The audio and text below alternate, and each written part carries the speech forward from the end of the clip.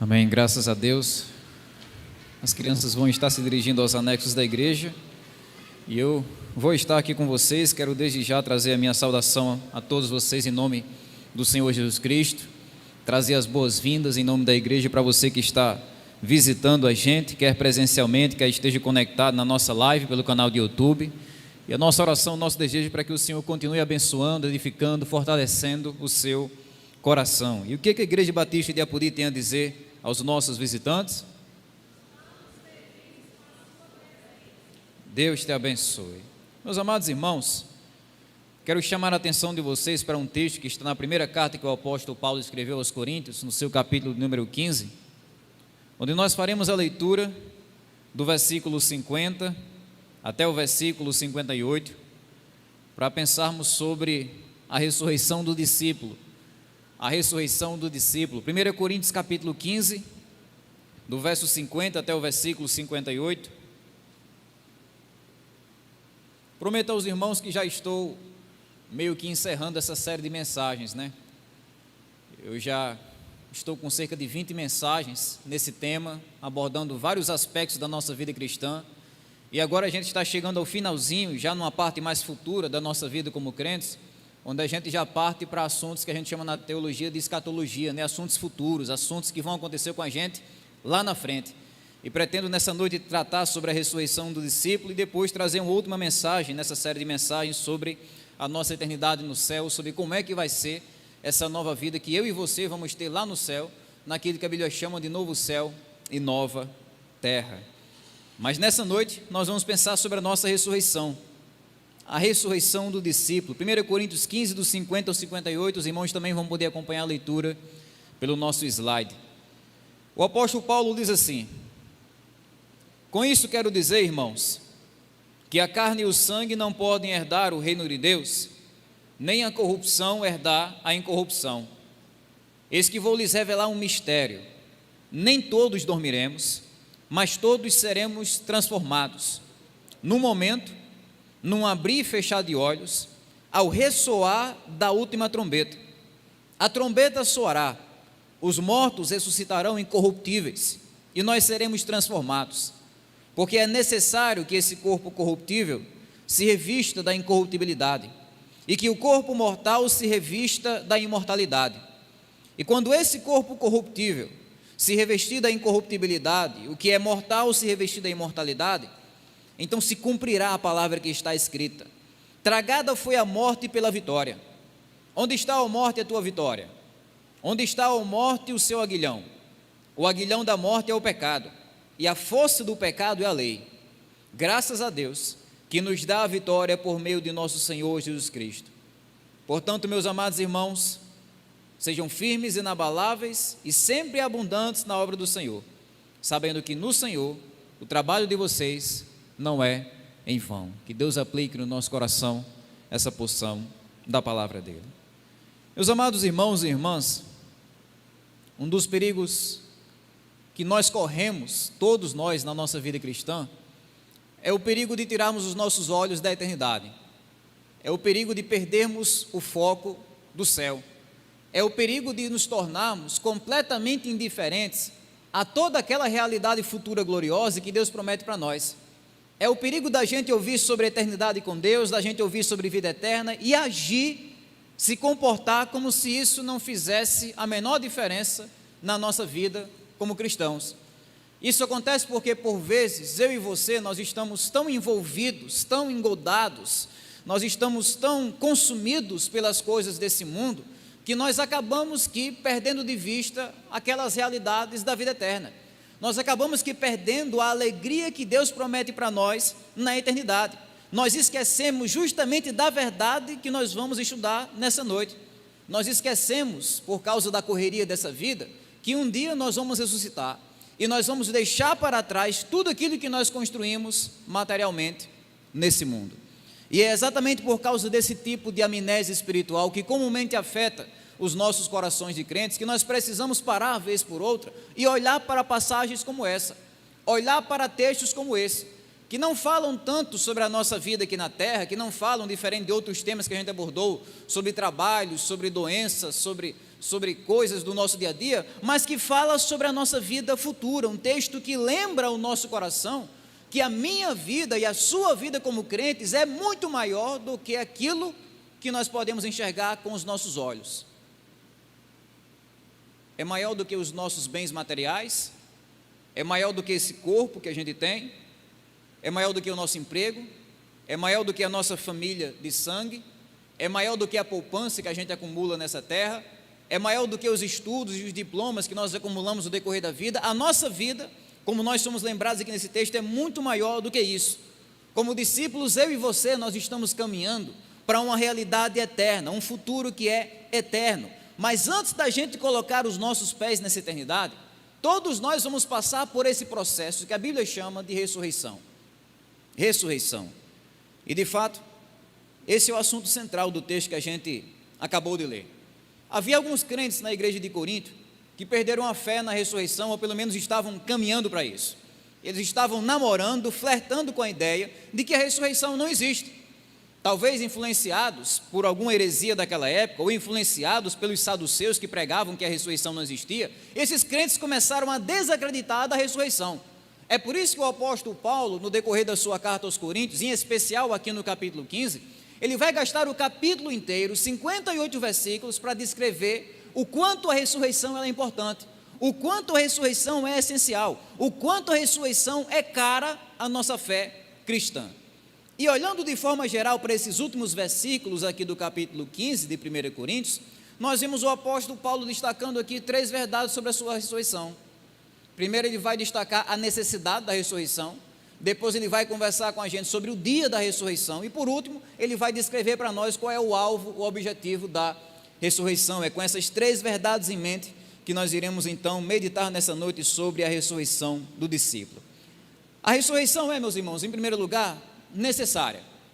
Paulo fala sobre a necessidade da ressurreição, tanto no versículo 50, como também no versículo 53. Ele vai descrever para nós que a ressurreição ela é necessária, porque a vida que eu e você temos nesse corpo é uma vida limitada. Ele vai dizer no versículo 50, com isso quero dizer, irmãos, que carne e sangue não podem herdar o reino de Deus, nem a corrupção herdar a incorrupção. O que Paulo quer dizer com isso aqui?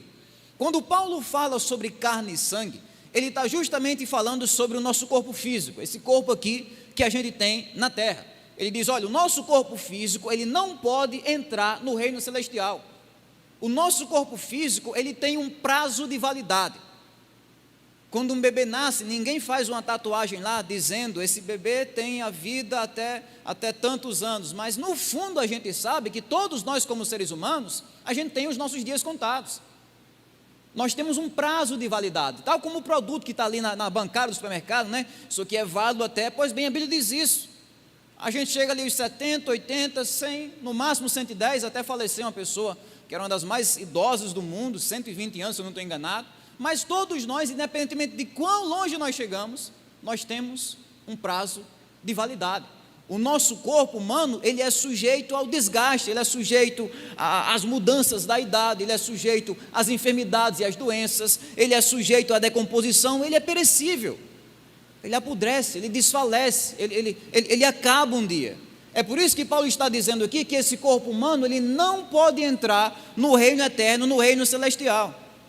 Porque se eu e você entrássemos no céu com esse corpo, a gente passaria lá no máximo algumas décadas, no máximo alguns anos. Se a gente entrasse aqui desse jeito no reino celestial, naquilo que a Bíblia chama de céu, novo céu e nova terra, a eternidade, a vida eterna deixaria de ser vida eterna. Seria como uma folha de papel sendo colocada na água. O que acontece? A gente coloca a folha de papel na água, ela se desintegra, ela decompõe, ela se desmancha, ela acaba. É por isso que Paulo está dizendo, eu quero dizer, meus irmãos, que a carne e o sangue, ou seja, esse corpo físico que nós temos, ele não pode herdar o reino de Deus. Ele está dizendo que esse corpo humano, ele não é adequado, ele não é compatível com a nossa vida eterna. E aí, a pergunta surge, né? Então como é que a gente vai entrar no céu, se não for assim, desse jeito assim, se não for com esse corpo aqui que a gente tem? Como é que vai ser esse negócio então, de eu ir morar no céu? É isso que o apóstolo Paulo vai continuar dizendo no versículo 53. ele vai explicar para nós que através da ressurreição, todo crente, ele ganha um novo corpo, daí a sua necessidade. A ressurreição é necessária porque ela é entrada para a imortalidade. O verso 53 vai dizer assim, porque é necessário, olha só, não é opcional, não é dispensável, não é uma alternativa, não, ele diz é necessário, tem que ser assim, é necessário que esse corpo corruptível se revista da incorruptibilidade, e que o corpo mortal se revista da imortalidade.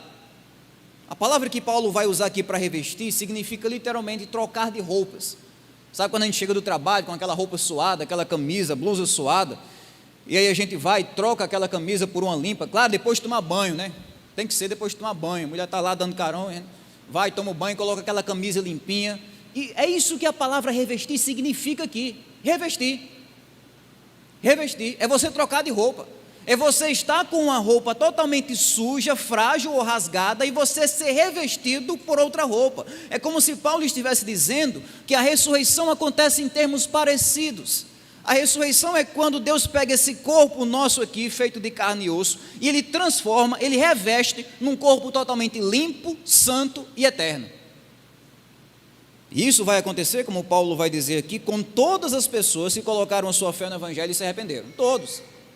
Todos os crentes, independentemente de onde eles vão estar no dia da ressurreição, se vão estar vivos, se vão estar mortos, se vão estar mais novos ou vão estar mais velhos, independentemente disso, isso vai acontecer com todo mundo, com todo crente. De um lado, por exemplo, Paulo vai dizer que o corpo corruptível dos crentes, ou seja, aqueles crentes que já morreram, aqueles crentes que já viraram pó, aqueles crentes que morreram há centenas de anos ou há milênios, esse corpo corruptível, ele vai se revestir da incorruptibilidade. É o pó que desceu à terra, sendo tomado de volta por Deus e transformado esse pó do barro num vaso de ouro. O corruptível se revestindo da incorruptibilidade. Isso é a ressurreição dos crentes, é todos os crentes, de todas as épocas, de todos os lugares, voltando a viver e sendo transformados por Deus em novos corpos. Se a gente acha o milagre da ressurreição de Lázaro pertinente, relevante e impressionante, né? Muito maior é esse milagre que Paulo está descrevendo aqui. Lázaro estava morto ali há 4 dias, o corpo dele já estava mais ou menos, ressuscitou, glória a Deus por isso, mas aqui, Paulo está descrevendo crentes que morreram não há 4 dias atrás, mas há 4 milênios atrás. Ele está falando aqui sobre Abel, um dos primeiros crentes dessa terra, ele voltando a viver, ele saindo do pó da terra para ressuscitar. Todos os crentes, morreu no alto de uma montanha, morreu no fundo do oceano, foi em Marte, foi em Júpiter, foi tragado por um animal, não importa. Esse corpo corruptível, ele vai voltar e ser revestido da incorruptibilidade. Por outro lado, Paulo vai dizer também no verso 53, que o corpo mortal, ou seja, aqueles que estiverem vivos no dia da ressurreição, esse corpo mortal, ele vai se revestir da imortalidade. No dia da volta de Jesus, alguns crentes vão estar vivos, vão estar aqui na terra, e o que vai acontecer é que a roupa da imortalidade, o uniforme da imortalidade, vai ser revestida sobre esses crentes, o corpo mortal se revestindo da imortalidade. Mais tarde Paulo vai explicar isso aqui, a gente não vai entrar agora, mas o centro de tudo isso, meus irmãos, que Paulo está destacando aqui, é que o único acesso que os crentes, vivos ou mortos, têm à vida eterna é por meio da ressurreição, da transformação da ressurreição. É nela que nós ganhamos um corpo totalmente adequado para estar diante de Deus e para permanecer diante de Deus, para permanecer diante do Senhor. Isso desde já, abrindo um parênteses aqui a título de aplicação, isso quebra um mito muito famoso que às vezes os crentes acabam acreditando. O mito de que a nossa alma é eterna. O mito de que a vida no céu é mais ou menos como se nós estivéssemos lá sem um corpo físico. É aqueles crentes que acham que o corpo físico que a gente tem aqui, ele vai ser descartado, ele vai ser jogado no lixo. É como se a nossa existência lá no céu fosse uma existência meio que incorpórea, fantasmagórica, como se fosse almas voando no céu, tocando harpas e por aí vai, como a gente vê nos desenhos animados. Mas não é isso que Paulo ensina. Paulo não diz que todo crente vai virar um Gasparzinho e ir para o céu, não é isso. Paulo diz que lá no céu nós teremos o nosso corpo renovado, o nosso corpo não vai ser descartado. O nosso corpo vai ser renovado, nós teremos corpos físicos no novo céu e na nova terra. A gente vai conseguir tocar, ver, inclusive abraçar o nosso Senhor Jesus Cristo, mas esse corpo que a gente vai ter lá é diferente. É diferente. E é justamente sobre essa diferença que Paulo continua descrevendo a partir do verso 51, quando ele fala sobre o dia da ressurreição. O verso 51 e 52. Esse dia da ressurreição, como Paulo vai destacar aqui, era um dia que permanecia em mistério. No verso 51 ele começa dizendo: eis que eu vou lhes revelar o quê? Revelar um mistério. Ao utilizar essa palavra mistério aqui, Paulo está falando sobre uma informação que é totalmente inédita, uma informação que nunca foi dada ou divulgada na história da humanidade. É um mistério que ele está revelando aqui. Deus nunca tinha revelado isso, mas agora ele está trazendo essa verdade à tona, trazendo essa verdade à luz por meio do Novo Testamento. É uma informação que ele está trazendo aqui misteriosa, que nós nunca poderíamos concluir pelo nosso intelecto. De repente um filósofo pensou tanto, e aí ele descobriu que a ressurreição existe. Não. A verdade que Paulo está trazendo aqui é uma verdade que foi revelada pelo próprio Deus. É por isso que ela merece a nossa atenção. É por isso que no texto você vai encontrar Paulo dizendo assim: eis que eu digo a vocês o mistério. Quando ele usa essa palavrinha eis, é como se ele estivesse dizendo: olha, vocês notem isso, guardem isso no coração de vocês, nunca se esqueçam disso, vejam essa verdade, que merece a nossa atenção. E de fato, meus irmãos, no Antigo Testamento a gente tem textos que falam sobre a vida após a morte, sobre a vida depois de morrer, mas a gente não tinha muitos detalhes sobre isso. Esse mistério está sendo desvendado agora justamente pelas palavras do apóstolo Paulo. É como se ele estivesse aqui já se adiantando. Ele sabe que quando ele escrever isso aqui, os irmãos vão devolver um bocado de carta perguntando: e como é que vai ser isso, como é que vai ser aquilo? Aí ele já adianta as perguntas e diz: olha, eu vou revelar para vocês o segredo, o enigma, o mistério, a essência desse assunto. E aí ele começa dizendo que o dia da ressurreição vai ser um dia de transformação. Diz ele no verso 51 ainda: nem todos dormiremos, mas todos seremos transformados. Aqueles de vocês que estão mais familiarizados com a Bíblia, vocês sabem que quando Paulo utiliza a palavra dormir, ele está falando justamente sobre uma maneira mais leve de descrever a morte. Dormir é isso. O que Paulo está dizendo aqui não é que o crente, quando morre, ele fica no famoso sono da alma, como se prega por aí afora em algumas seitas, fica dormindo. Não é isso. O que Paulo está dizendo aqui, em termos mais leves, é que quando o crente morre, a aparência dele é como se ele estivesse dormindo. E ele diz aqui: olha, nem todos dormiremos. Ou seja, alguns crentes vão estar vivos no dia da ressurreição. Alguns crentes vão estar acordados quando Jesus Cristo voltar. E serão crentes privilegiados, né? Os crentes que estiverem vivos no dia da ressurreição, eles nunca vão enfrentar a morte, eles nunca vão passar pela morte. Vai acontecer com eles a mesma coisa que aconteceu com Enoque, que aconteceu com Elias, que nunca morreram. E Paulo está dizendo isso: olha, no dia da ressurreição, nem todo crente vai estar enterrado, nem todo crente vai estar morto, alguns vão estar vivos. Outros mortos, mas alguns estarão vivos. Mas como ele vai dizer aqui, todos seremos transformados. Todos vamos passar por essa transformação. Todos nós vamos ser abençoados com essa mudança radical que vai acontecer no nosso corpo. Todos nós vamos ser modificados na nossa estrutura para sermos semelhantes àquilo que Jesus Cristo foi depois de ressuscitar. Como ele vai dizer em Filipenses capítulo 3 e versículo 21, ele diz assim: Jesus transformará o nosso corpo de humilhação para ser igual ao corpo da sua glória. Igual ao corpo da sua glória. Então, como crentes, todo dia a gente está querendo ser mais parecido com Jesus. É nosso dever, é nosso papel. A gente está se conformando cada vez mais à imagem de Jesus Cristo, com os nossos defeitos, nossas falhas, remenda de um lado e fura do outro, é assim. Mas um dia esse processo vai terminar. Um dia nós seremos completamente parecidos com Jesus Cristo. Vai ser o dia da nossa transformação, o dia da nossa ressurreição. E é o que Paulo está dizendo aqui. Essa transformação, como ele vai dizer no versículo 52, vai acontecer, e vai acontecer de forma súbita. Vai acontecer de forma agendada. O verso 52 começa dizendo isso: no momento, num abrir e fechar de olhos, ao ressoar da última trombeta. O que é que Paulo está dizendo aqui? Essa transformação que a gente vai sofrer vai ser ligeira, vai ser rápida, vai ser súbita. Ele diz aqui, num momento. Sabe o que significa que a palavra momento? É de onde a gente tira a nossa palavra átomo. O átomo é um negócio tão pequeno que você não consegue dividir. Vamos dividir esse átomo aqui para mim, para você, não dá. É tão pequeno que é indivisível, não dá para dividir, é astronomicamente pequeno. E Paulo está dizendo aqui que a nossa ressurreição, ela vai acontecer num átomo de tempo. Num átomo de tempo. Aqueles vídeos que mostram o crente olhando para o corpo assim, e o corpo começando a brilhar, olha, agora vai acontecer, isso aí não tem nada a ver com a Bíblia.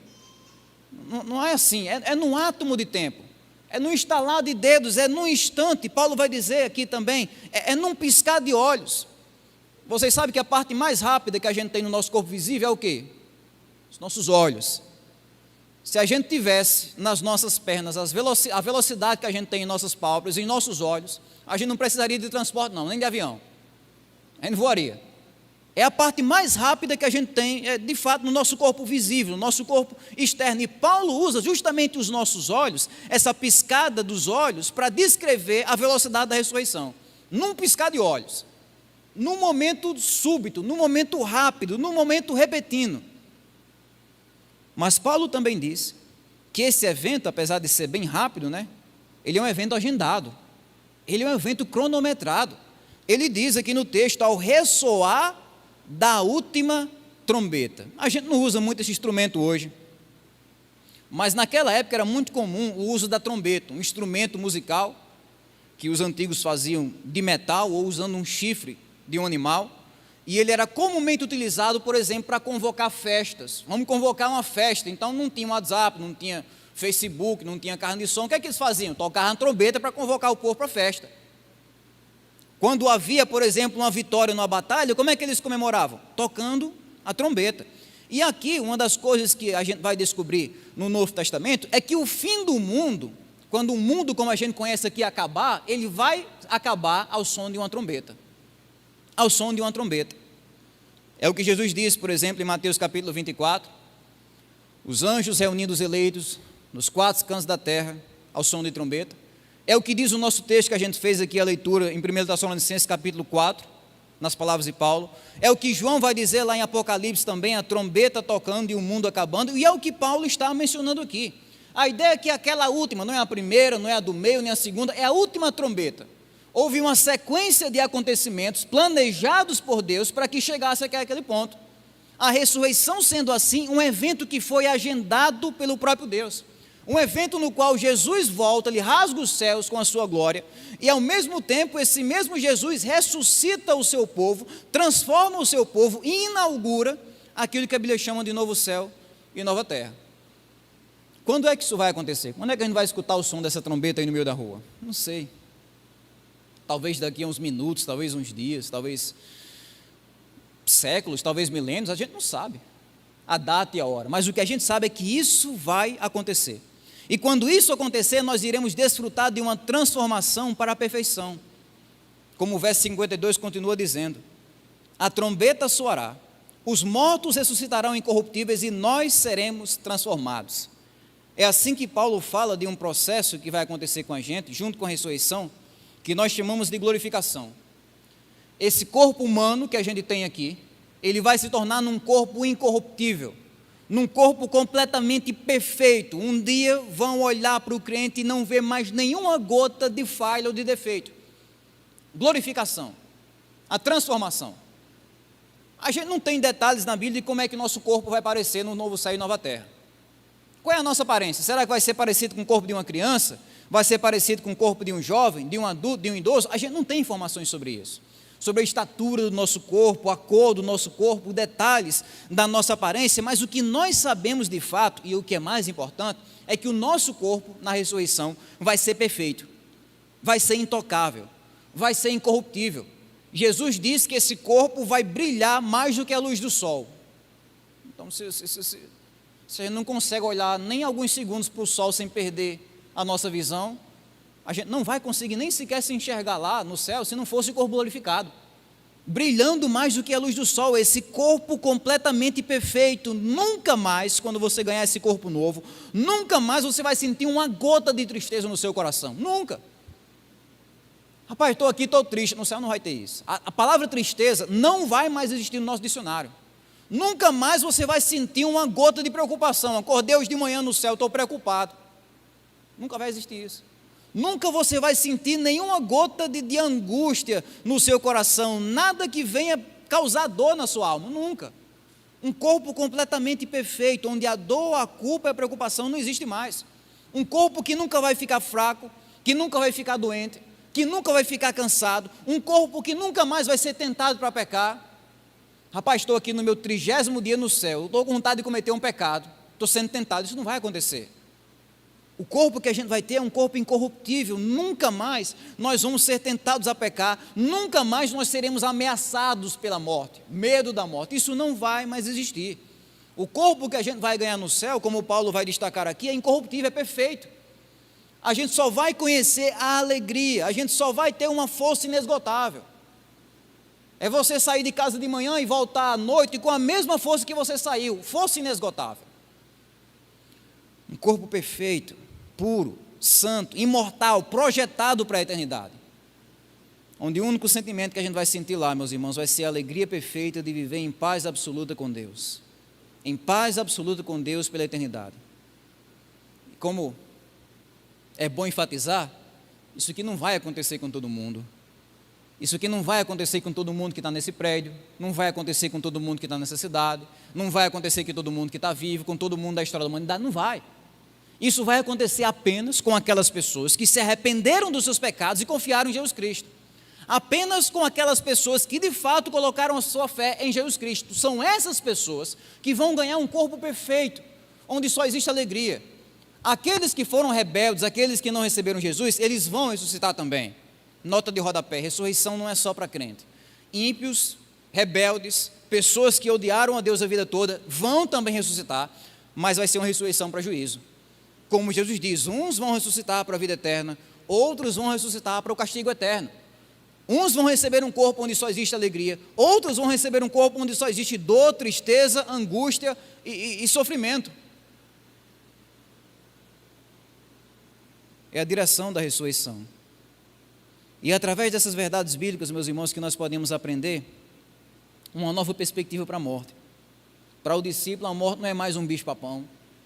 Para o discípulo não é mais um negócio que ele vai cruzar os dedos e torcer para dar certo. Não é mais um futuro desconhecido. Para o discípulo, agora, nós temos a certeza de que Jesus já venceu a morte. De que a nossa vitória sobre a morte já está garantida. De que um dia nós vamos ressuscitar. E é sobre isso que Paulo continua falando aqui na sequência do texto. Do verso 54 em diante. Ele vai falar justamente sobre o alvo, o propósito, o objetivo da ressurreição. Para que serve a ressurreição? Paulo vai dizer, a ressurreição serve para cumprir profecias que Deus fez lá atrás, no passado.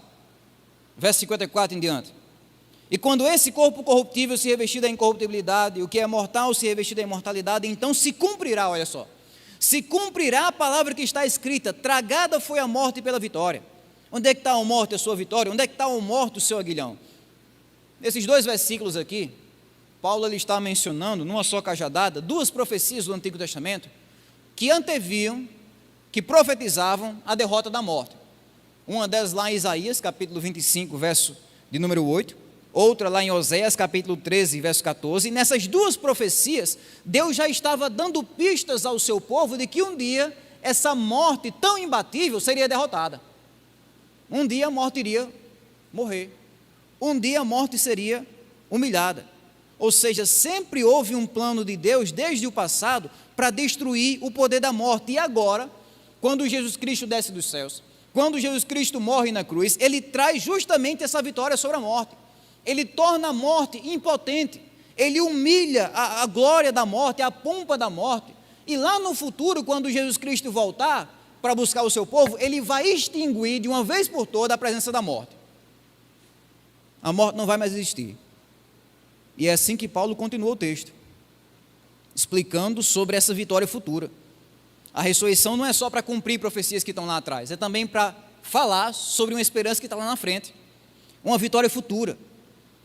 Diz o texto no verso 56, o aguilhão da morte é o pecado e a força do pecado é a lei, mas graças a Deus que nos dá a vitória por meio do nosso Senhor Jesus Cristo. Parece meio complicado, né? Aguilhão, morte, força, pecado, lei, que negócio é esse? O que é que Paulo está dizendo aqui? Trocando em miúdos, o que Paulo está dizendo é basicamente isso aqui. O único poder que a morte tem sobre a gente é por causa do nosso pecado. É porque nós somos pecadores. É porque nós quebramos a lei de Deus. É porque nós quebramos a lei do nosso Criador. Mas quando Cristo morreu para cancelar os nossos pecados, então esse poder da morte foi anulado. Ela não tem mais a última palavra. Ela não pode mais dizer para o crente, fique aí. Não, ele vai voltar. Ele vai ressuscitar. É Cristo Jesus que venceu o poder da morte. E como Paulo vai dizer aqui, ele tirou o ferrão da morte. É uma abelha sem ferrão. Então pode fazer zoada, pode, ficar fazendo medo, voando assim, mas não ferrou mais. Embora o crente ainda tenha de passar pela morte, ele está ali apenas de passagem, porque um dia ele vai ressuscitar. Um dia ele vai voltar dentre os mortos para ter um futuro completamente de alegria ao lado de Deus. E é por esse motivo que Paulo está agradecendo aqui. Graças a Deus, por quê? Por nosso Senhor e Salvador, Jesus Cristo. Graças a Deus, porque quem tornou tudo isso possível não fomos nós mesmos, mas foi Cristo. Foi Cristo que se humilhou, foi Cristo que desceu dos céus para a terra, foi Cristo que viveu uma vida perfeita, foi Cristo que morreu no lugar dos pecadores, foi Cristo que matou a morte, foi Cristo que subiu até a destra de Deus, é Cristo que vai voltar no futuro para buscar o seu povo. Cristo, graças a Deus, pelo nosso Senhor Jesus Cristo. É como se na conclusão de todo esse assunto aqui do capítulo 15, como é que Paulo termina? Paulo termina com um louvor, ele termina com um brado de alegria. Essa verdade da ressurreição, ela é tão alegre, tão intensa, que ela arranca esse louvor do coração do crente. Graças a Deus por nosso Senhor Jesus Cristo. Mas isso não arranca apenas um louvor da gente. Isso arranca também um encorajamento. O alvo da ressurreição, como o verso 58 termina dizendo, é um encorajamento presente. Portanto, meus amados irmãos, sejam firmes, inabaláveis e sempre abundantes na obra do Senhor, sabendo que no Senhor o trabalho de vocês não é em vão. Essa é uma forma do apóstolo Paulo, ele ser muito claro nesse sentido. É como se Paulo estivesse terminando o capítulo, ele se esforçou ao máximo para descrever a ressurreição, e ele olha para os crentes e diz mais ou menos isso: olha, meus irmãos, isso tudo aqui, isso não deve ser um sedativo para o comodismo. Nós vamos ressuscitar, tudo bem, então deixa assim mesmo, vou fazer o que eu quiser aqui, vai ser desse jeito aqui, não tem para que eu cuidar desse corpo, não tem para que eu trabalhar, não tem para que eu me esforçar, tudo bem. Não, Paulo diz, a ressurreição, a nossa ressurreição do crente, não é um sedatismo para o comodismo. A ressurreição, como ele vai dizer aqui, é um energético para o serviço. Portanto, meus amados irmãos, se a gente vai ressuscitar, não vamos relaxar não, vamos trabalhar.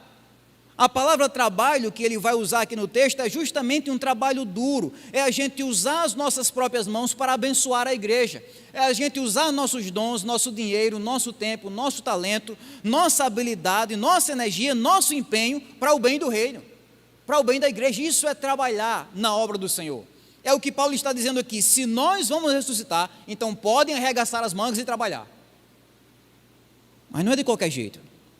Como ele vai dizer, esse trabalho precisa ser firme. Sede firmes, diz Paulo. Sejam firmes. Tinha crente em Corinto que ou era 80 ou era 8. Ou estava lá em cima ou estava lá embaixo. Paulo diz, olha, não dá certo não. Tem que ser firme. Tem que ser firme, sem titubear. Tem que ser também constante, diz o apóstolo Paulo. Sejam constantes. Ou seja, é você trabalhar no reino de Deus, para a glória de Deus. Você colocar a sua vida à disposição do reino, apesar dos pesares. Estou sendo ameaçado, estou sendo prejudicado, veio o desânimo, veio os obstáculos, veio a luta, não estou conseguindo aqui, não estou conseguindo ali. Sejam constantes. Seja constante. E também um serviço que prestamos com abundância, né, como ele diz no texto, sempre abundantes na obra do Senhor. Não é oferecer a Deus o resto. Está aqui, Deus, o restinho para o Senhor. Não, é oferecer a Deus o nosso melhor. É dar o nosso melhor para Deus, tendo a certeza de que vamos receber o melhor de Deus para a nossa vida. Como ele vai dizer, o trabalho de vocês não é em vão no Senhor. A vida de vocês não está sendo desperdiçada, não está sendo colocada no lixo. O mundo diz isso. O mundo vê jovens largando tudo para invadir culturas, muitas vezes hostis ao Evangelho com suas vidas. E o que é que o mundo diz? Jovens que desperdiçaram sua vida. Jovens que foram pregar, como disseram muito isso do missionário chamado Jim Elliot, jovens que foram pregar em tal cultura e que desperdiçaram a vida deles, morreram por causa do seu fanatismo religioso. O mundo diz isso. O mundo diz que é um desperdício a gente entregar a nossa vida no trabalho do Senhor. Tantas vezes ouvi isso na minha juventude. às vezes por meio de palavras, às vezes por meio de olhares. O que é que você está fazendo aqui? O que é que você está fazendo? O que é que você vai fazer do seu futuro? Tantas vezes ouvi isso, verbalmente, ou através de gestos, como se entregar a vida para o reino fosse um desperdício, fosse jogar a nossa vida no lixo. Mas o que é que Paulo está dizendo aqui? O nosso trabalho não é em vão no Senhor, não é um desperdício. Por mais que a gente enfrente algumas perdas, de perder amigos, oportunidades, e conforto, e bens, e perder até a própria vida, nós sabemos que um dia vamos ressuscitar para receber de Deus a nossa recompensa. Então, de um certo modo, meus irmãos, todas essas verdades sobre a nossa ressurreição, elas servem para quê? Serve para a gente relaxar e dizer, não, vamos deixar agora para o Deus dará. Não, serve para a gente trabalhar. O resultado, a implicação da ressurreição é o nosso trabalho, o nosso serviço no reino de Deus. Uma das maiores dificuldades que muitas igrejas enfrentam é justamente a quantidade pequena de pessoas que está disposta a trabalhar. O problema dos muitos que assistem, aos poucos que trabalham. É o problema de uma geração de discípulos consumistas. O discípulo vem para a igreja só para consumir, mas não para servir.